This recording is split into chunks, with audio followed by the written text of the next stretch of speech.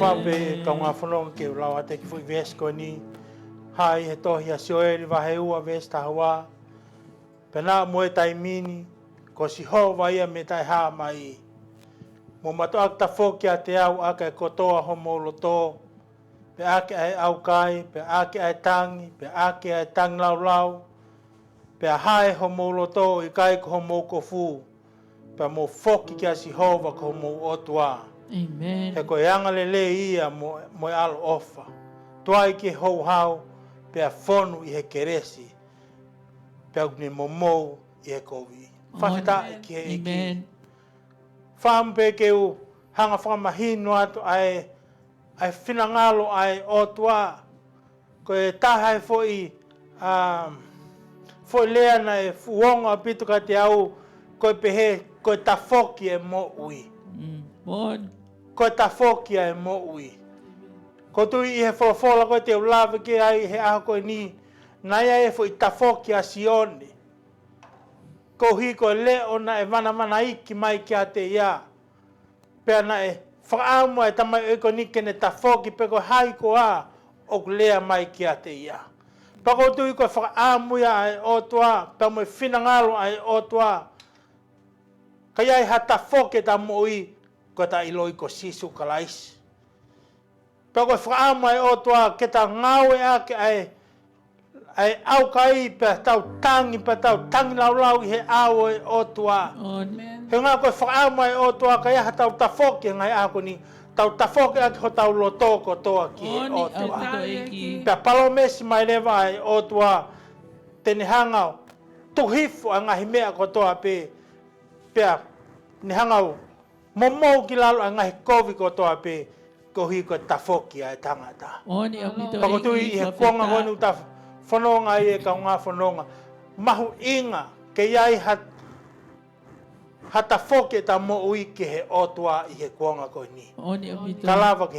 Kalawa ke ni hanga I o alasi ai ngahi whiri ko toa pe ni hanga tuhifu a ngahi whiri ko toa pe ko tau lalo vai I ngahi aho ko ni. Whawhita iki. Koko le peka hui milangi ni hanga tataki ta worship E whiafu ko ni. Whawhita iki he otua. God is good all the time. God is good All the time. all the time. God is good. Lelea Sihova. Mawaipe. Mawaipe. Lelea Siova. Amen. Let's give a hand to God for bringing us to another week. Amen. Amen. Whawhita. Praise God.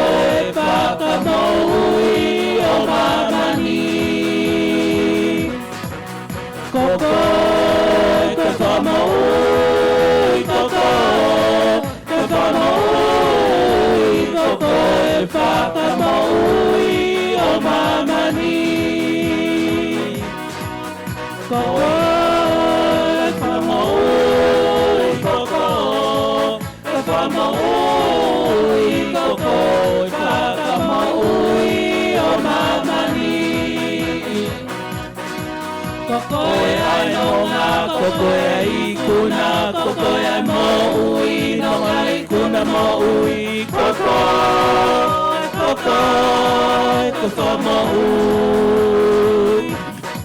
Kokoe ainonga, kokoe ikuna, kokoe mo ui, nonga ikuna mo ui, kokoe, kokoe, kokoe mo ui.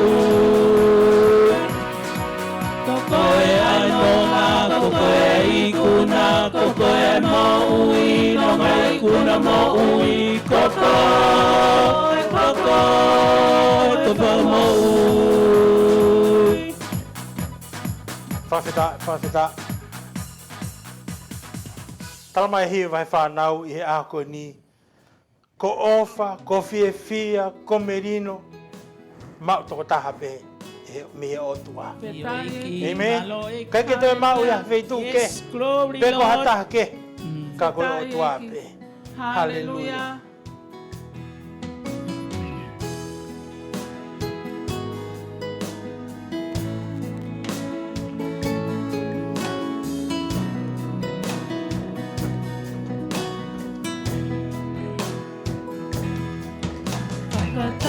Katapui mua uleiki o whakamaa e kumohui. Mauinga ho o wheka uke whai I e iwi mo e malohi. Wakatapui mua ueiki o whakamaa e kumohui. Mauinga ho o wheka uke whai I e iwi mo e malohi.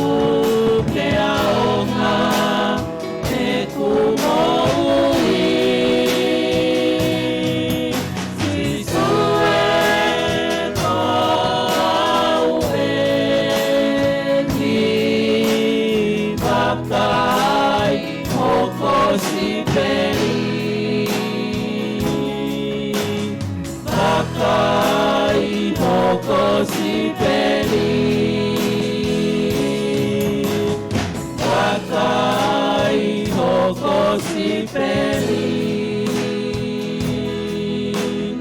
Kakai hoko si peli Kokole pe ka ngā whanonga ke te hanga mua whamanatu atu. Ai Kaveinga e tau malanga ako i he mahina koe ni.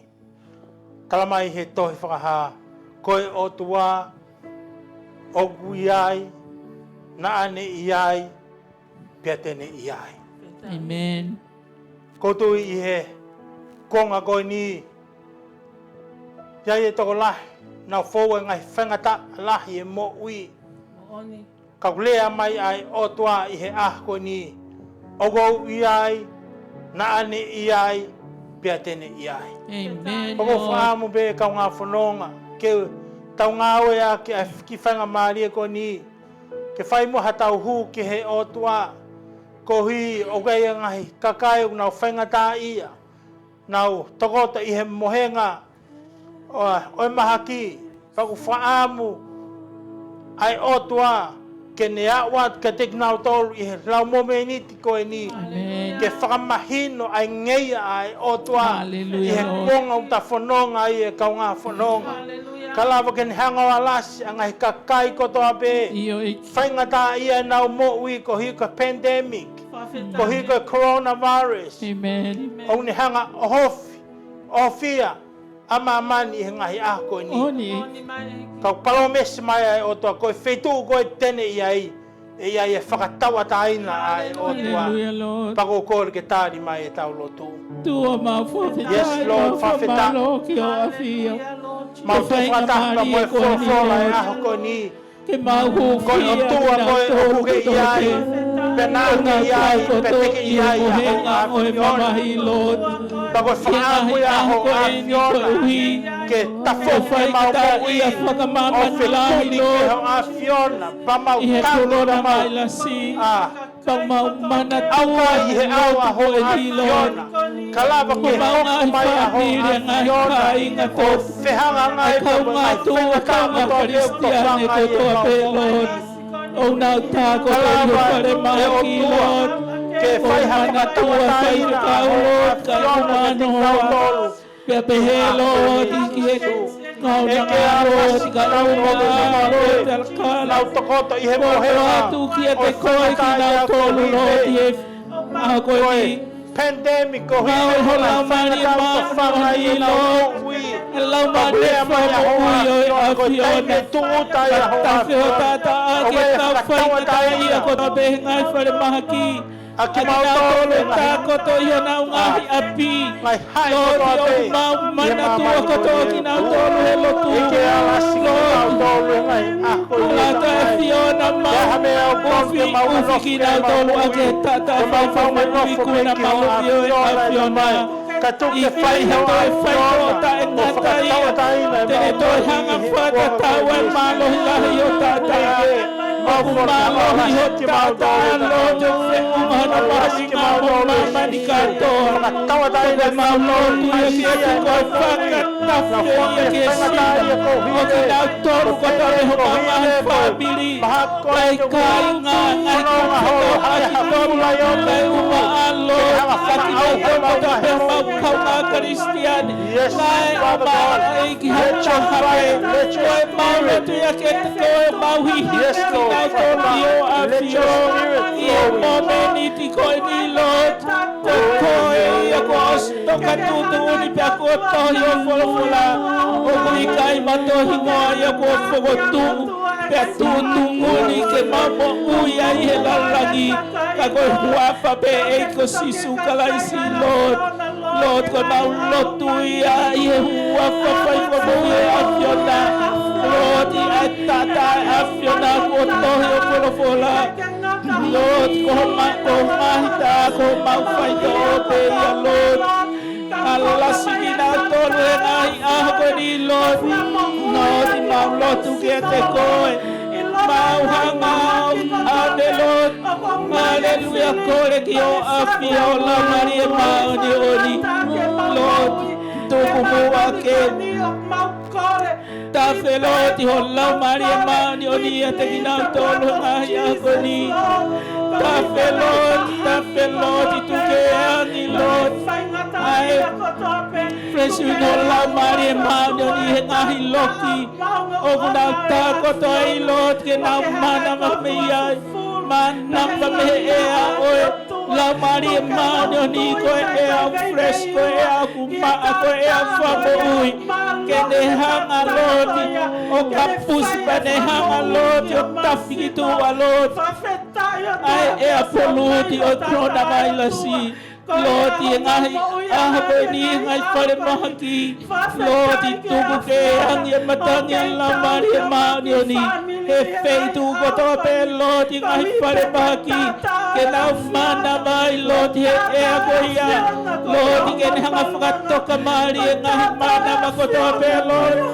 oku potu Lord ke Lord tu ya ke ko ho ko ni e kai ke to ya Lord ma e ia ke falata Lord ya fatu moi ke na mana vai pe hanga e ko ya Lord alu yo na ngai halangan mana ba Lord alu yo na ngai mama Lord ke ne hanga Lord yo fakato ka mari na mana ba ye fai ka ya Lord na to God ye ngawe ko na ba ya si Lord la balai e petata Lord tu betata ke ne akken ko na ba ya si ke ne hanga ta mate fogi ke os set free afiona kakai Lord hallelujah kai ke lahia me ai ke hua ko foi mo ye afiona Lord ko kulotu ya ke te ko hua ko ni ta bua ke afiona singai api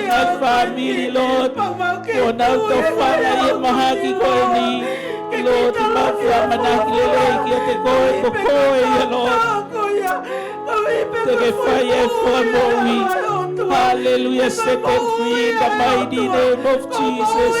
Hallelujah, set them free, Lord, in the mighty name of Lord Jesus. Katafe hotata, Lord, for me. Katafe, breathe, tata, Lord. Hallelujah, for me, in the mighty name of Jesus. Jesus, Lord. Setane mahaki kotobe ma rebuke wafalai mo kuna ekosisu kalaisi. Iyo eki hallelujah klian karo masiklian kakilian karo masai. Kulian karo masiklian da masubunan kelal mama masiklian da. Hallelujah, hallelujah, gloria klian karo masiklian da kilian karo masai. Kulian karo masiklian da. Hallelujah, hallelujah, hallelujah, Lord. Ikuna, Lord. Yes, Lord, Ikuna, Lord. Blessed Lord, in you we put our trust. Thank you, our Lord Jesus. Thank you, Lord. We just only say thank you, Lord. That what I have yona mohonimba, five mo we, Lord. Almighty, offer of your Lord. Tafe hotata. Angipe matagyo lamari manioni. Ahiloki gotobe koto eka mahaki. Lord, angi matagi fresh window lamari manioni. Lord, touch them if they do now, Lord. Oh, Lord, now. Fresh touching ako ni Lord. Hallelujah. Fatu mo ui ginato Lord. Hallelujah. Malo sisu. Malo apido eg fafita. Eko mau. Nefata fa mo tamai ikon ko pika. Ko ai ke mau te al ke hai. Koko be oku yai mo. Hallelujah, Lord Jesus. Pako ia lea o maungau e ake ako ni ke whakamahino e ako ni koko e be oku ia mo. Yes, Lord, glory. Taimi lahe ku mau fōu e ngai whaingata ko hi ke sivi ake mau mo ui pe ko hai koa o mau falala ki ai pa mau tui ki ai ka mau whawhita mahino ka te ki mau tolu he ako ni Koe o tua aho a fiona. O kuke iai. Pe na ake iai. Pe teke iai. Glory, Lord. Pa koe ia whakaloto lahe kuke o mai ka teke mau tolu ke mau whanonga aki he mahina koe ni. He kai teke hanga tuku noa i ki mau tolu. Ka teke whiao pe mo ki mau tolu. I ngai whetu kotoa pe te mau whanonga i he kuonga koe. Whaingo fua, whaingata ka iai pe aho a fiona. E ko mau kore ki o a fiona. Tuk mai moha lau maari e ke ne hoko mai i he whiafko ni ko hiko ki porokalama koe. Mau hake e Folofola aho a fiona. Tuke waka i e lau maari aho a fiona. Pakihanga whakawangi anga he loto kotoa pe i aho a fiona. Ka lawa ke hanga maioio i ho mau ngahi loto i he whiafko ni. Ka whakaiko e mau mo iki he mo ui tangata. Ko hiko whakaamu i aho a fiona pa koe whinangalo pe i aho a fiona. I wafa sisu kalaiska ko mau whakamu ui. Amen and amen. Whawheta. Hoko at pēne ka ngā whanonga. Ai tefto i Kaveinga o e mahina ko ni. Koe o tua, oku iai, nāne iai, pia tēne iai. Pako tui koe whakaamu iai o tua, pako whakaloto lahi iai o tua, ke ta mo ui i he mahina koe ni, he kai ke tuku noa i koe he o tua. Ni onga paka hae, tunga mo ui o kuke whanonga i he mahina koe ni, ka palomesi mai o tua. Oku iai, nāne iai, pia tēne iai. Tau sio, koe whaamai o tua, ki iat ki tau tolu, i he momenit koe ni, pia te palomesi mai o tua, ane a whi, nane iai, pa te talamai pehe o tua, i ho ka hau, tēne iai. O tae ngata. Amen? Aia ia koe ni ko whaamu ke to ai Folofola koe ni, pia mi he tohi a Fakaha wahi uraki, wahi hiwa ki hono wanoa, e wikosi na ku malanga i a Fakaha wahi uraki, vesu uraki, ki hono maluka i he aho koe ni, ko whaamu ke hok at pe, e tau Folofola i he tohi koe na Fakaha. Aia o pehe ono whakalea, ko au sione, ko mou toko ua, mo i nasi whakata, mo ki mou tolu, i he mamahi mo i puleanga, mo i kātaki, o ia si isu, nā ku nofu i he motu o gui ko pati mosi, ko hi, ko e Folofola e o tua. Mo i whakamooni na e whai e si isu. Ilo ange nā ku laumare ia, i he aho o e ki, kana e ongo mi hoku tu a hafu leo, o hange hatalupite o glea mai o pehe.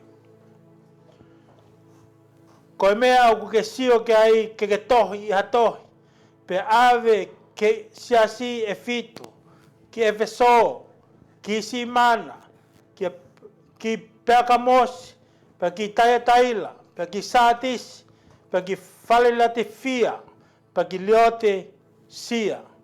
Pa neu tafoki ke wakai pe koe ha a le o talanoa mo au. Pa he tafoki na wakai ha tuunga Maama koula e fitu. Pe i he Lotolotonga ngahi tuunga Maama ha toko taha na hange koe whanau tama a tangata. Kone ai ha kofu toto lofa. Pe no koula i hono fata. Kono fofo ngā mohono lau na hina e ki aki hange koe fulufulu i sipi hine hina. Iyo, hange ko sinou, pia ko hono ongo foi fofo ngā, nai hange haulo i afi. Pia ko hono ongo vae, nai hange ko palasa afuhina. Hange ko tao i hangoto umu, pia ko hono leo, nai hange ko leo o ngahi vailahi. Pia nai hono ni mato matau, ha fetu e fitu, pia nai aluat mi hono ngutu, ha here tā whakatou mata nai māsila. Pea ko hono fōtunga nai hange koe la a he ne ulo mālohi. Pe he eku mamata ki a te ia ne uhinga atu ki hono wae o hange hamate. Pe na ne ala ki a te au aka hono nima tō matau o ne Folofola mai. Oua teke mana mahe. Ko au koe uruaki o ki mui. Pea koe mo ui au. Pea na aku mate. Pia wakai o kou mo ui o lau ki wonga pia ta ngata. Pea kia te au ai ngahi ki o mate mo he te si. Tohi pea ngahi mea ko ke mamata ke ai mohono ui ngā. Pa mo ngahi mea o kuene ke hoko hiri eni. Io ko e misteri o e feitu e fitu. Na ke sio ke ai i hoku ni mata o mata u. Pa mo e tuunga Maama koula e fitu. Ko e fetu e fitu ko e kau angelo ia e siase e fitu. Pa ko e tuunga Maama ko ia ia e fitu ko e ngahi siase e fitu ia. Whawheta i ke eki. Amen. Koto ioku hamahino at pe ke te ki mōtolu ai Folofola ko eni. I he tohi Fakaha. Aia i he wiko sina ku lawe ai ki he tohi Fakaha wahi ulua ki ves walu ki ono iwa. Pe hanga he tohi Fakaha o whakahino hino i ke te tau tolu. Ai whaunga koe ne hausi ai e sione ai tohi Fakaha. Pe kono lea whakapapalangi Revelation ai otua. Pe hanga he toi whakahino hino ka te tau tolu. Nai koe whaunga nai hausia ai e sione ai toi whakaha. Nai pau ke hau tonu mai e pe mihe otua ki a sisu kalaisi. Pe mi a sisu kalaisi lewa kene kau tamayo eki. Pa koe tuunga koe na iai koe a sione koe tuunga tamayo eki. Amen. Amen. Ko tui ko no hinga hono whamahino mai he otua ke aipe papute sivi ke heanga ngahi whakaha o whakaa o mai he maamani ki a te kita. Amen. He koe ngahi whakaha ia o whakafo mai he kau palo fitaloi. Pa koe ngahi whakaha e ni o whakafo mai pe mi he tangata ki he tangata. Ka koe whaamu ai o tua ka ia hangai whakaha pe ko hangai Revelation o ku hau ia pe mehe o tua whakafou ia kalaisi whakafou hene kautamai o eiki. Amen. Te koe o tua pe o ku ne iloi ai mawhiri unga holo ai whiri mo ngahi ngau e holo ai whiri i he mamani koe ni. Pa koe whaamu ai o tua ka ia hata wau sia hangai whakaha ko Revelation whakahanga tonu pepe a mihe otua. Amen, Lord. Amen. Glory. Kana kei ke me lava ia e sione o au sia a ngai whakaha whakapatonu mai a otua ka kua pau ke au a sione ka whahinga levolo.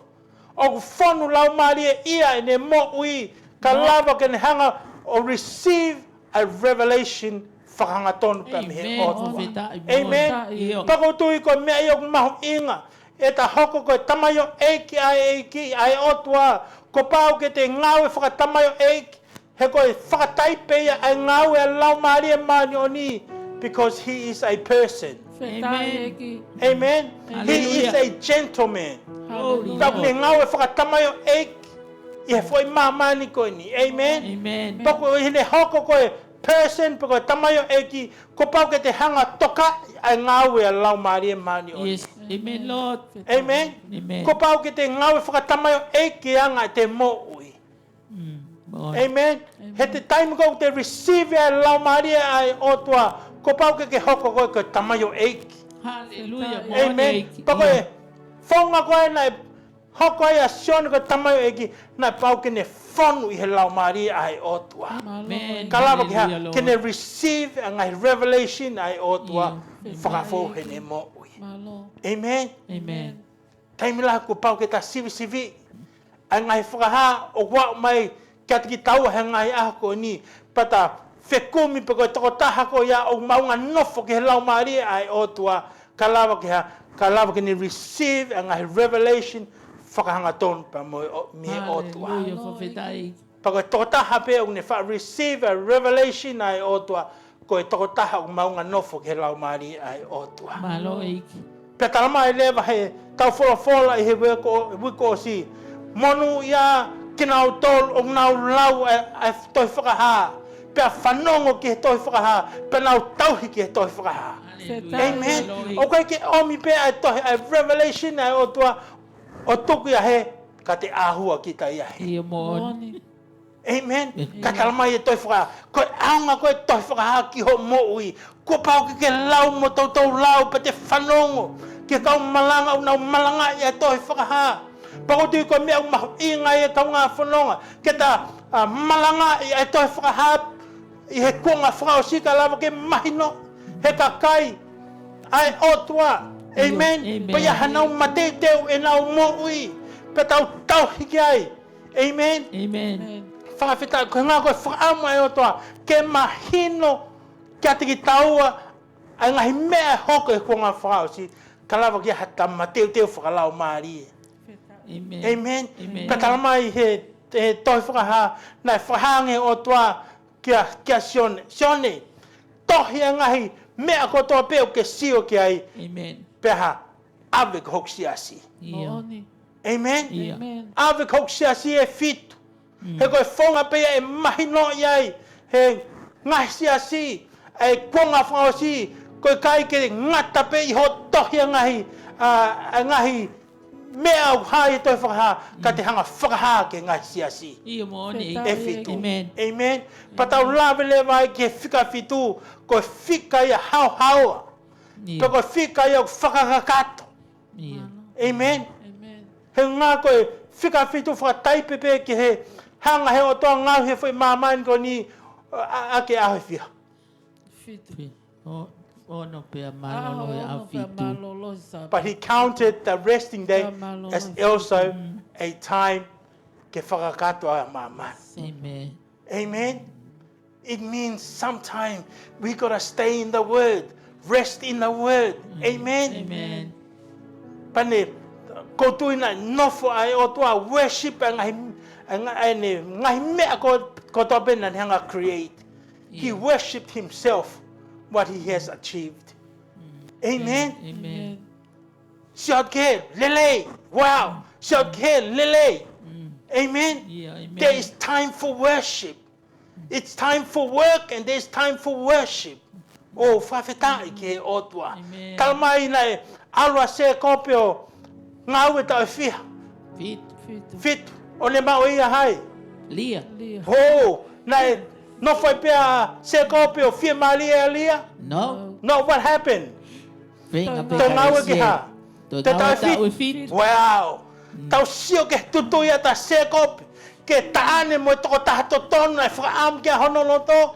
O pehepe ai whakaam mai otua ke ne tutu iatu. Ko ngā ke ha, ka lama ke ha uno sia si ke whika fitu ko whika ha. Hau hau. Oh, koe ke whemau he e kia ha siasi o kuha. Ngā whe, amen. Mingi.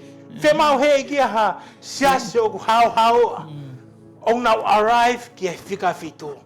Tako mea nei whakahai o toa kia sion. Sione, o wai tuku pea te koe a ngahi ilo whakai o toa, a ngahi revelation whakai o toa, ka ke ha, atu, ke siasa no fitu, ka lawa ke u mau ha siasi o hau. Hallelujah. Pea tau. Amen. He talmai he Folofola, he ka ki tau ngata pe he fwoi māmani ko ni. Mon. Amen. Ko pau ke mau hake a toko taha ko toa pe. Pa ko whaamu e ki ke mau hake ha siasi o ku. Hau. Tau. Amen. Ta e me. Ta e ila. Hallelujah. Ta e ila. Whawheta e ke e ke. Toko mea mahu ingai e kau taki a siasi ai malangai pe te hanga o mai a ngai whakaha pe ko ngai revelation pe ko toa pe o toa o tu whaki atu ki he siasi e fitu. Amen. He ko whima he o toa ke masila pe maa pe hau a hono siasi hanganaki ke teu haere mai ai e ki whawheta tau sio ke ngai palo mesi ai o toa. Pai aho ko ni, e Kaveinga e aho ko ni, ihe Lotolotonga o i tuunga Maama. Ihe Lotolotonga o i tuunga Maama. Peko no toi whakalea taha, i e uhonga a hono siasi. Oh, hallelujah. Amen. O pau na mo whakatonga, I love it. It is his church. Kaya ako ni na hang he o toa O mai e mea la sio ke ya sione. Ye wu honga I tunga mama. There was one person there. Maoni. What was he doing? Directing the church. Amen. Amen. Ya te ya foi fitu he fitu. Tamo e tunga mama is his church. Oh, hallelujah. Whawhita ke eiki. Tau sio ke he ofa he eiki a hono siasi. Kai ke ngata pe e ne hui a hono siasi. Kai tala mai he Folofola na ia he tōta. Na i upohonga pe tunga mama. Na iai. A siso kalais. Whawhita. Vesi hiwa kōu sione. Ko mau toko ua mo i nasi whakata. Mo ki mau tolu i he mamahi. Mo e pule anga. Mo e kātaki o kia siso. Tau si o ke whahenga toonga. Na pau ke hanga sione o mai e ne mo ui. Ka lawa ke tau e ne ngahi lea. Ki hono kakai. He has to bring himself down. Ke hoko ia koe whangatoko ua. Ke hoko ia koe tunga ani. Ke hoko ia koe tunga mama. Kalawa ke ha o mai ene lea. Kia te koe pa moau he ako ini. Ia kau tantoko la, ia kongo ni. Kai ki nau fie hifo ki nau tolu, ki lalo. Kalawa ke tau e Kaveinga ai otua. Ka tau sio ke he moia tamayo e koe ni.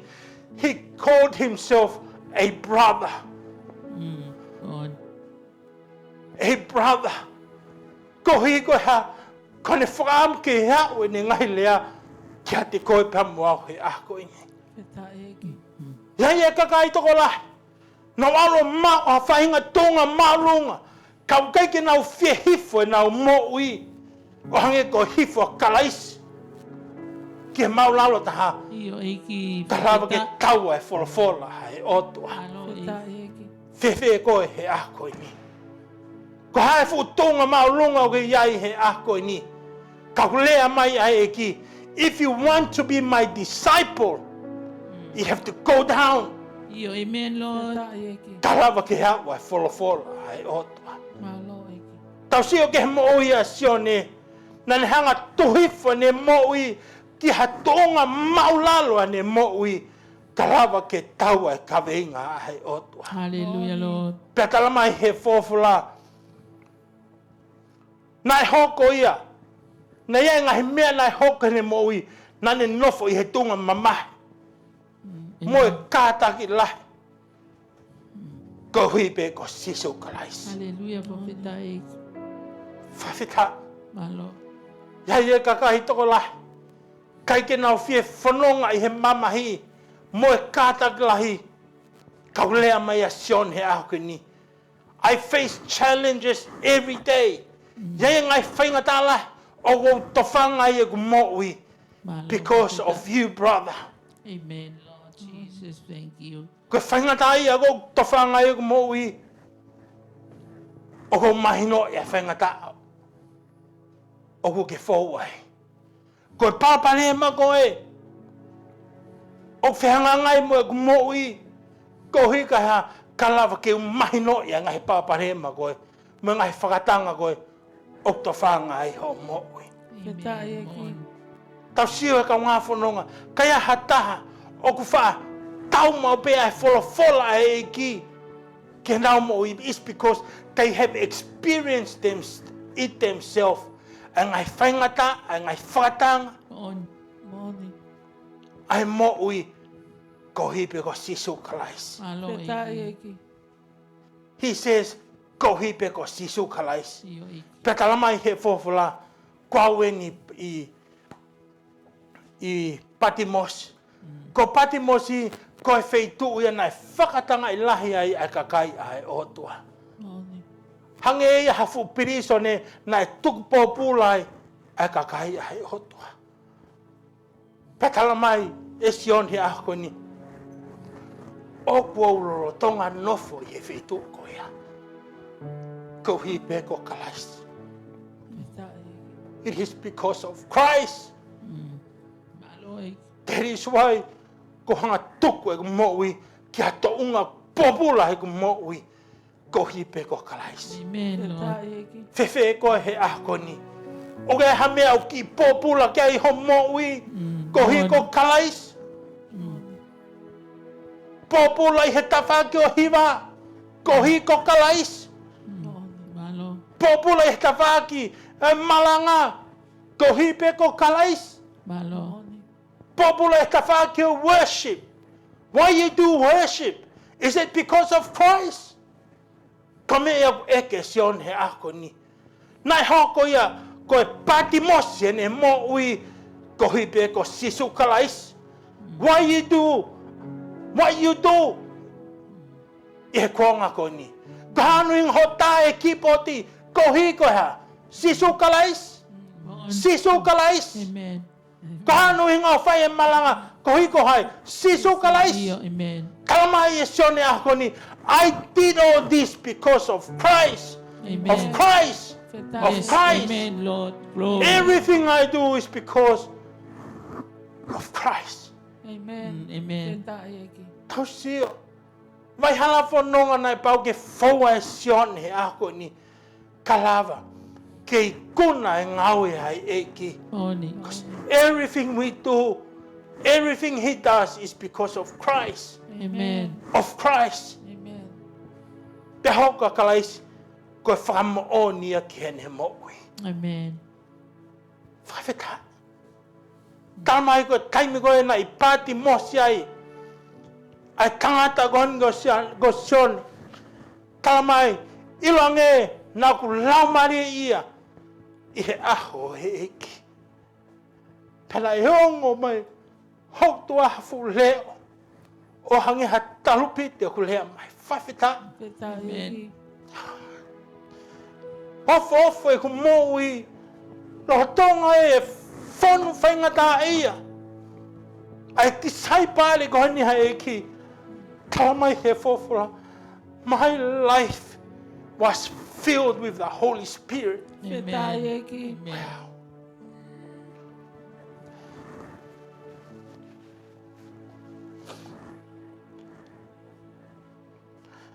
Siolot.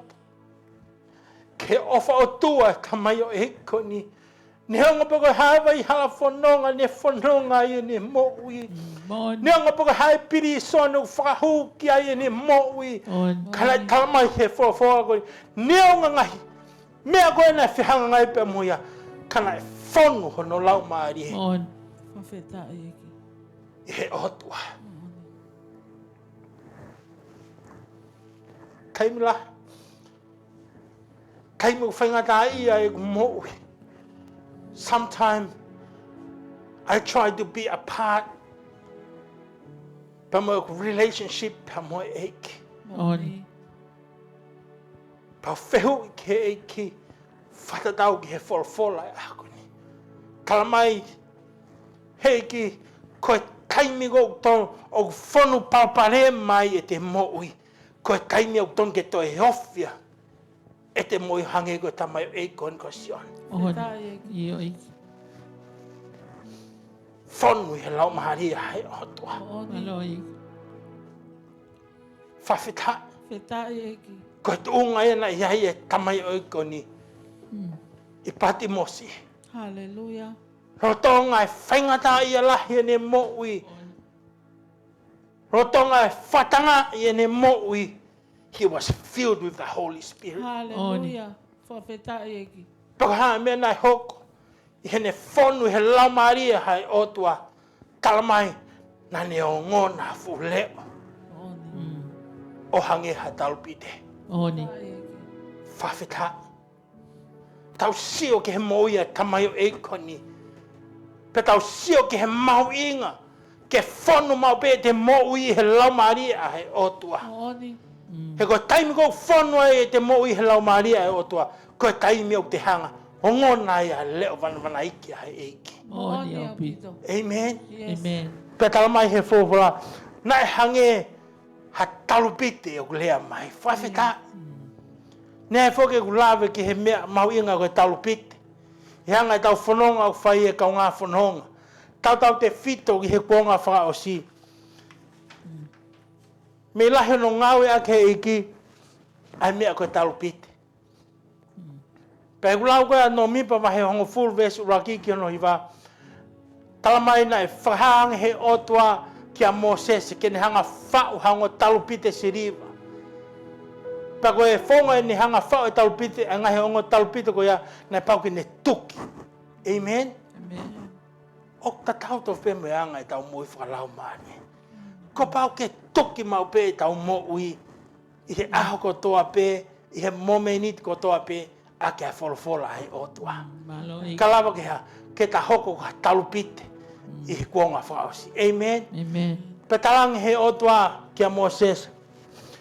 Te ke ngawe aki, ai ongo talupite ko ia, ki hono whakataha mai ai kakai, mo hiki atua, ai aptanga, ai otua. Amen? Yeah. And I believe, o koe prophetic word ai eiki e kau ngā whanonga. Ai mahu inga, pa te talangi he otua, pa koe kakai tēnā whanga iwhe talupite, koe ngai hako ko toa be o elone. Tau sio, ai mahu inga i he kuonga whakaosi, ke ta hiwhi mau pe ai talupite, tau te whita ke kuonga whakaosi, ko ngā ke ha, ke mahene a kakai, pa mo ngai talupite ai otua. Amen? Ko tui na ulawe ke ahi e wikosi, kakai ke ulawe ke he ahkoni.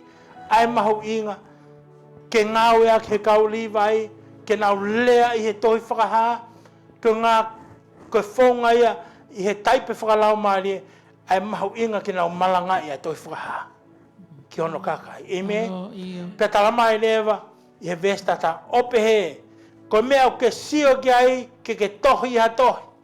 Pea ave ki he siasi e fitu, ki Efeso, ki Siman, ki Peakamos, ki Taitaila, ki Satis, ki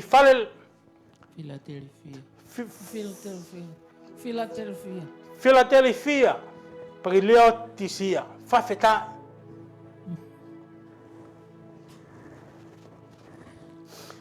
Talang he o toa kia Sione, ko ngahi mea ko toa pe o ke sio ke ai, whemau ke hanga tohi a ngahi mea ko ia. Amen. Amen? Pakotui ko lea tatau ia, ai o toa kia sosiwa.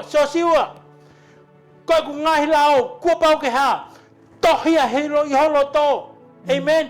Whakalao roto ke ai aho pea moe po. Ko hika ha, ka ke hoko ko tangata monu ia. Malo ik.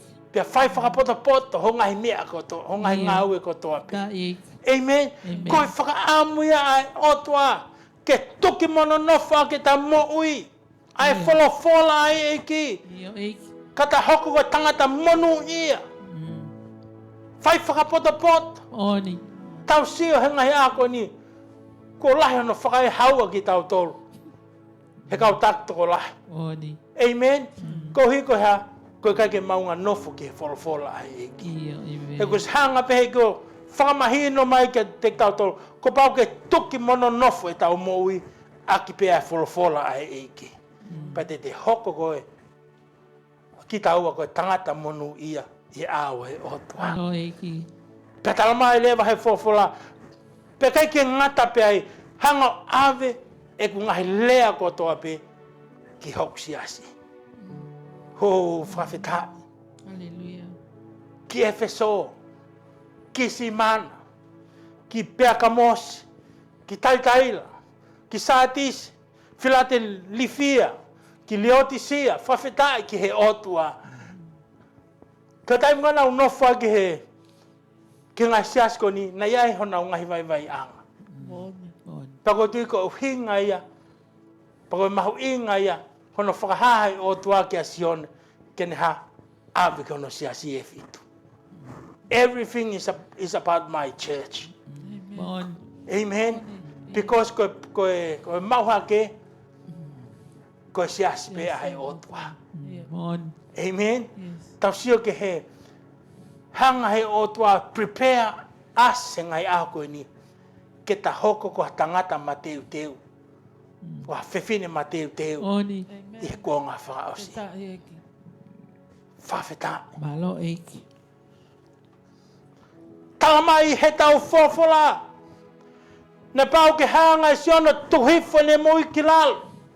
Kalawa ke level o tatau pamoe tangata.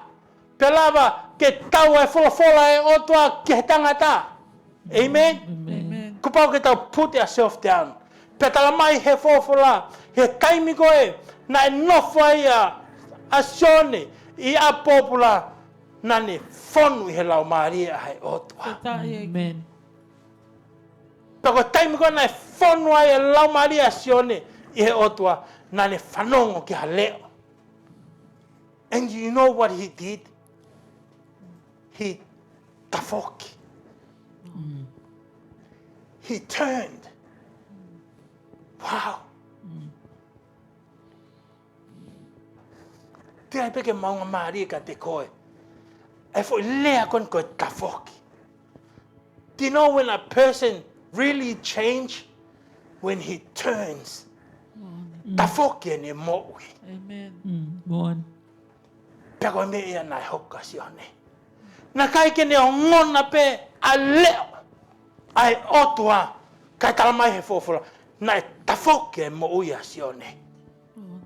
Ko hi ko whekumi ke he tokotaha koe.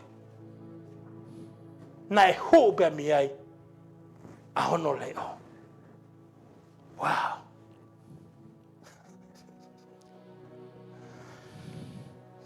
Whawheta.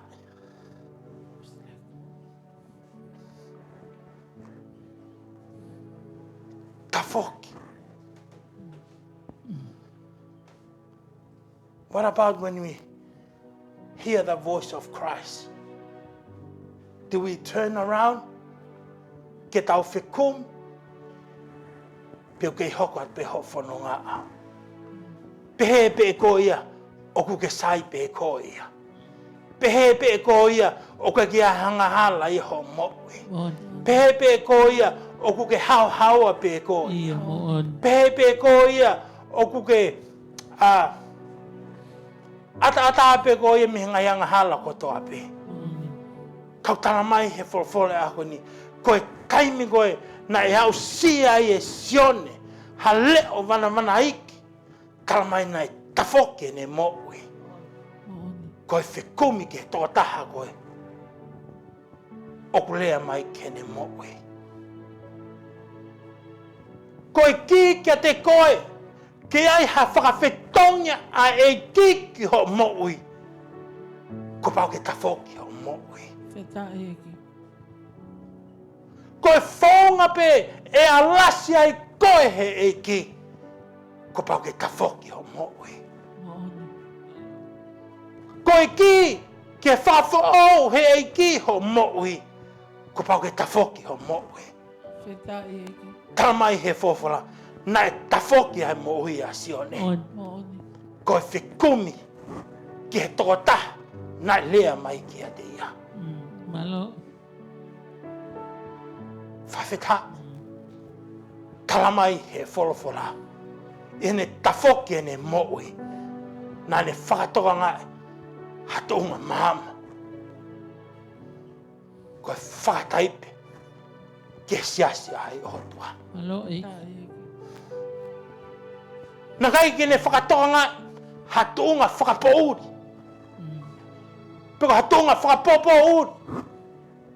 Peko hatunga whakapolitikari. Kai talamai e sione. E taimi koe na ne tafoki ki mui. O whekumi peko hai koe leo. O lea mai. Talamai na ne whakatoka ngai hatunga Maama.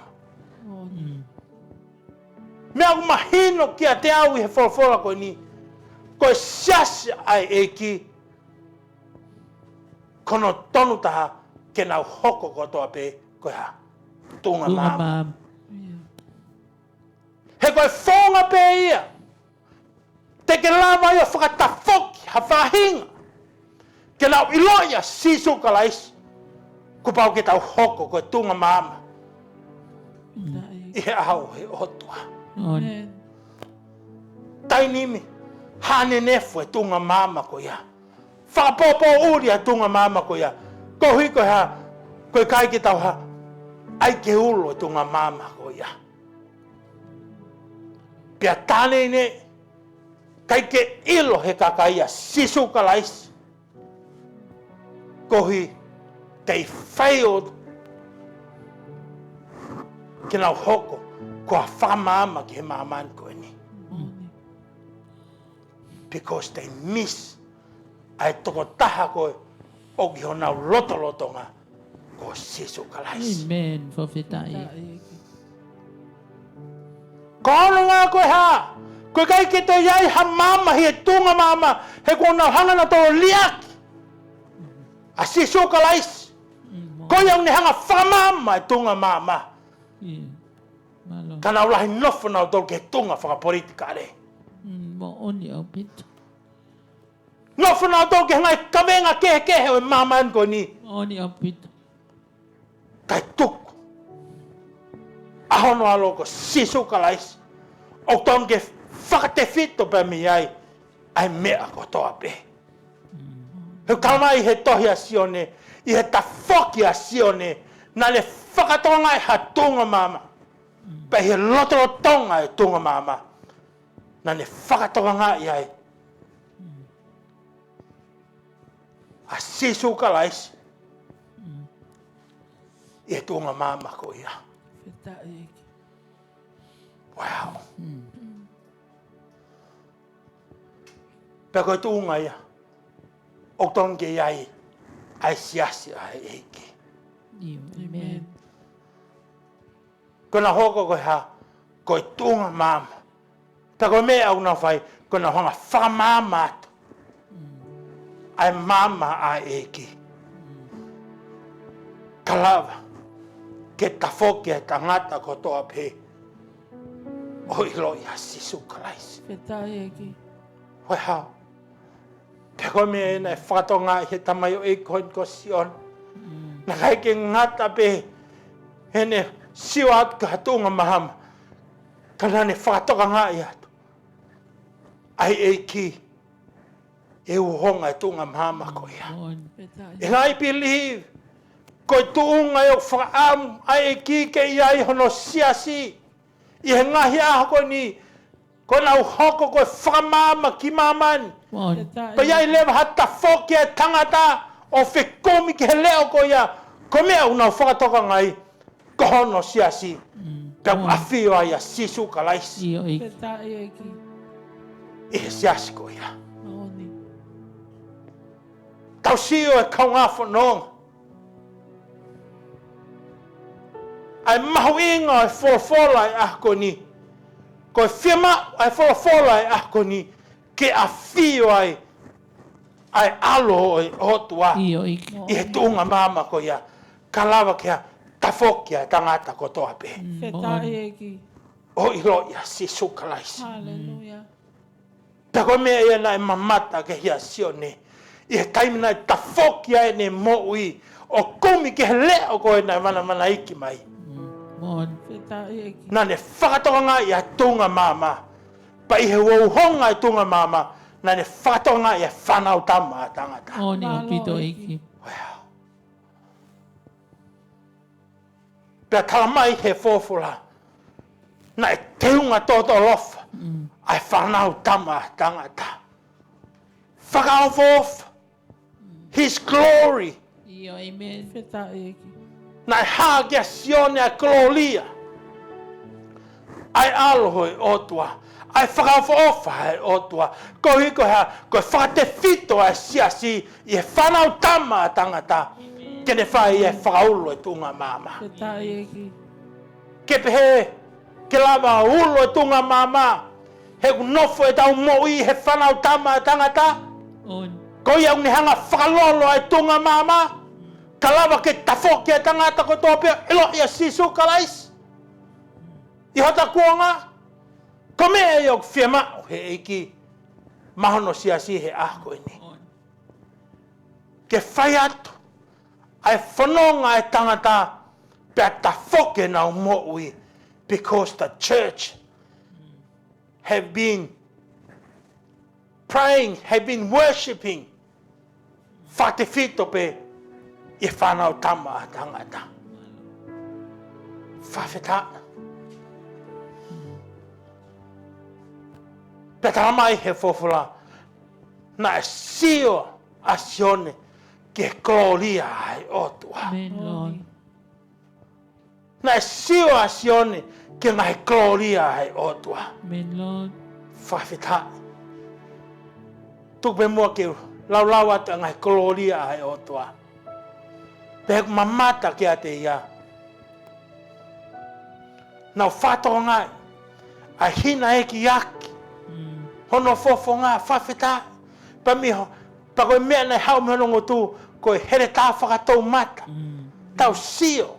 Ke gloria ai eiki. Because I believe. Koe tuunga ina tonke iai hono siasi. Koe na hangaha. Whamama ngahi mea kotoa pe. Kalawa. Ke ta whokia tangata. O iloia si sukalaisi. Mga gloria ai eiki. Whawheta. Amen. Tako taimi koe, na e whakatoka ngai e sione, ai koloria e otua. Talamai he Folofola, na hanga he koloria koe halasi, ai mo uia o sione, pa ni hanga stare up e ne mo ui. Tako mea nani whai, nani hinga atu.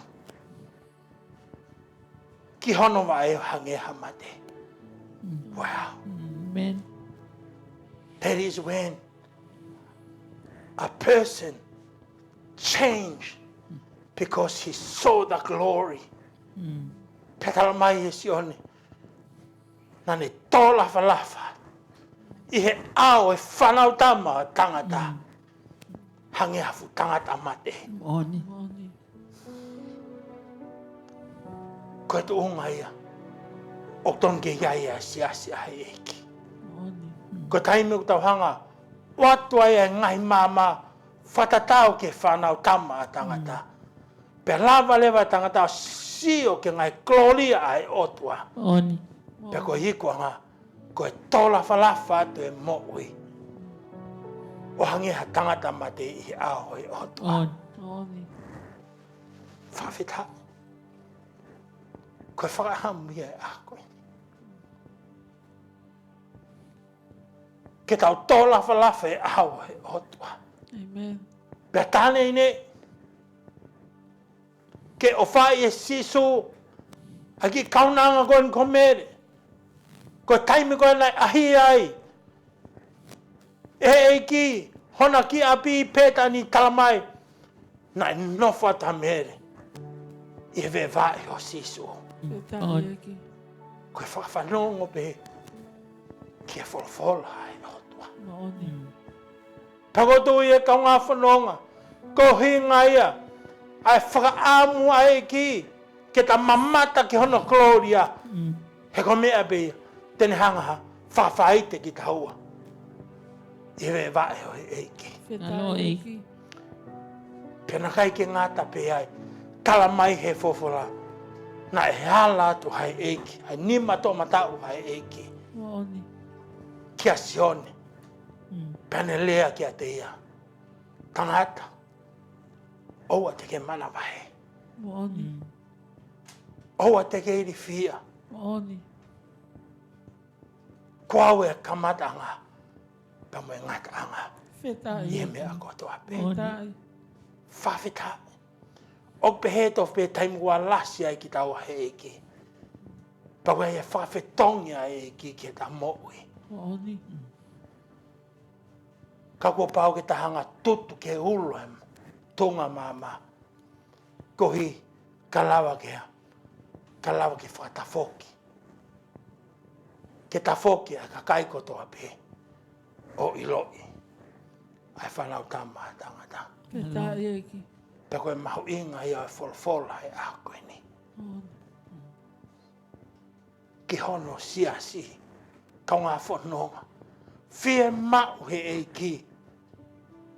Ai tunga Maama ke ne ulo atu. Pa koe whonga pe e ulo atu ai tunga Maama. Ko iai ai whanau tama tangata. Ko ia iau ni hanga whaulo. Ai ngai tonga Maama e siasi. Kalawa, ke ai haka kai ko nau ta whoke o ilo. Ai e ki he kuonga whaosi. Pe kai ke ngātai, nai hala ato ai e ki. O ni hanga whahaka sione. Sione. Oa te ke malamahe. Oa te ke tairi hiri. He ko au si hova. Ko au e kamata ngā mui ngata ngā. Pea ko au pea he mo ui. Whawheta. Pui ka hau te ta lawe lewa. Ke ngai mea na lea ka ia he otua. Whekawak pa mui ngai siase fitu. Na ne whakahaka sion ke awe ke ia ne Folofola. Mani ngai vison. Amen. Whawheta. Koko ni he whenga mahari e koe ni. Ta whai mua halotu ma ke otua. Ko hiko hono siasi. Ko tu i he kuonga whakaosi. O gai e lea ma kehe a e ki hono siasi. Ai whaamua e ki ke ngai tunga Maama e siasi. Ke Maama atu. Kai ai hanga hika kai o tafoki ki he otua i he kuonga koe ni. Ka koe foi ki ke mamangia e siasi a e ki koe lotoloto ia e whanau tama a tangata. I he kuonga koe ni. Kokor ke whaage hata loto. Pea hiri pe koe te tuk whaosi hatu. Ai tau ki pokalama e ako ni. Kokor ke tāli mai e tau loto. Io iki ku mau whamalo.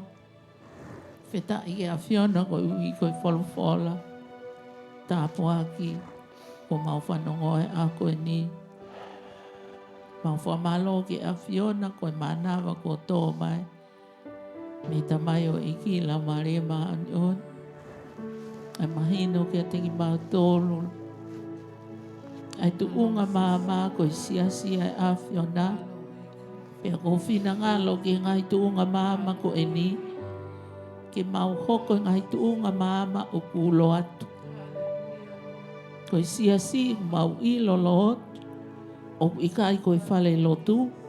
Pea o ikai koe ngahi mea ngā ue upu iai. Ka koe siasi ko ki mau tōlu. Koe kakai ho siasi. Koe ia. Koe tu unga Maama ia. Ke mau hoko koe kakai koe siasi o mau ulola. I ngahi aho koe ni. Ke whakaulo atu e Maama e a whiona. Hoko speri Lord. Ke au ki he wheitu ko toa pē. O whakatatau Lord ke o ui mau tolu ngahi a koe ni. Ke mau hoko koe Maama o kulo la. I ngahi a whaka oskoe ne kuonga. Ke mau ulo ki he kakai ko toa pē Lord. O hange koe ko tohi o Folofola. Ke mau hoko koe kakai ai a whiona. I he Lotolotonga o e tok tangata hanga piko piko mo heke ko e ni Lord. Ke mau hoko koe ngahi Maama anga ki mau tolu. O ku mau talaki ta e to e uwhi ai Folofola a whiona hoko speri. Ki he mamani ko e ni. Tokoni mai ngahi a ko e ni. Ke mau mo ui Lord, ke mau hoko tu unga Maama gulo lahi ngai a koe ni. Ko hi ke lava ke ta foki a ki nau tolu o nau ke nofo he po uri o mo ui. Ko ui Lord, ko e ulo atu ai a whiona. O fou i ho o kakai ko ho siasi Lord. I he ngai a koe ni. Ai mahu inga Lord. Ai iai ai a whiona he Lotolotonga ho siasi. E ngai a koe ni. Fie ma'u au pito Lord. Ai a whiona. Ke iho siasi ngai a koe ni. Ko hi kai tuple ki nai siasi. Lord, i he lelei, i ngai tāpuaki. I he nofo, whakataha Lord. I he taha ai siasi. E i he siasi a lau mari e taha. Ko uhi ko iai ai lotolotonga ai afiona i o siasinga ai ako ni. Toko ni mai la Lord hinga ai ako ni ka mautolu. Hinga ai ako ni Lord. Famalo atu i malanga ko mau whanonga Lord. Mau amanaki lelei ki hoko atu Lord. Ai malanga ko ni ki he kuonga whaka o si. Pea mo tu unga o kia sia se a Fiona ngahi aha koe ni. Iyo Lord, ko mau lotu ia kia te koe. Koni mai ki he kakai kotoa pe Lord. Kakai tonga kotoa pe Lord. I ngahi aha koe ni. Mo sia si Lord, i unau tuua i. Lord, i ke nau hoko koe ngahi mama anga ngahi aha koe ni. I feitu kotoa pe ke ulo atu. O Maama, ka lava ke ta foke ka kai kotoa pe nau ke nofo po uli mo ui. Ke nau hao mau e mo ui a te koe sisu. Mau whafoki atu alang kotoa pe mo a Fiona. E huafa ho a localize ko mau wha mo ui, amen. Iyo i. Malo i. Ke lava tua ke mau hoko ate mau alo talaki a Fiona o tua i e Maama ni ko ni ka mau kole o tua ke hanga i e mawhai o a Fiona ke lift up o tua e ngai whaka ngata mo ngai lockdown e whanua ko ka lava ke toi hoko ate mau ngau e wha evangeliona ke ngau i ki mau tolu ki ai i e kuanga ko ni sisu mau atu e lang pa mo kololia ko toa pe Mai mo famalo at ko hi ko Folofola ko hanga fakolo ki mautole a ko ni ke hanga faha ka te mautol ko pau mo firma wa revelation ya ho a Fiona ko pau ke mau fonu he lau Maria o a Fiona ko hi ko ha ko hi ko siasi ho a Fiona pa ko lea mai ki ho siasi a ko ni ai mahu inga ke ulo ato ai tunga Maama aho a Fiona. Kau whakate fito ai ulo ato ai tunga Maama i he lotolotoi iai aho a Fiona. Peko i he lotolotonga he tunga Maama o ki ai aho a Fiona. Peko whaunga bea e ulo ato e mau Maama pea Maama ngi ai ngai kakai o koe ke nau ilo i aho a Fiona. Pea koe tafoki anga ia e nau mo ui. Koe whekumi pe ki leo. Na lea wana iki ke nau ngahi mo ui. Iyo iki. Ka lava ke nau tafoki o ilo ia ho a Fiona. Pea koe mahu inga ia siasi a ho a Fiona. I e kuonga o mau whanonga i ngahi a koe ni. Kai ke ulo e tunga Maama ko ia. Mahino o koe ke iai a ho a Fiona. E koe Maama ngia pea e tunga Maama o pau ki iai a lau Maria o a Fiona. Ko iai ai lolo o ni hanga whakao. Pau ni hanga whakamama e mau whono ngā. Pau ni hanga whakao e mau moui. Ki he teu kātoanga. O ku ke alo teu i maa ki mau tolu. Pa moho a Fiona.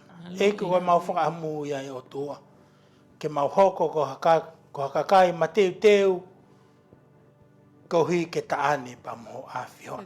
E koe whakahamu ho a Fiona ke taane pa moho siasi o ku hao. Siasi o ku tau.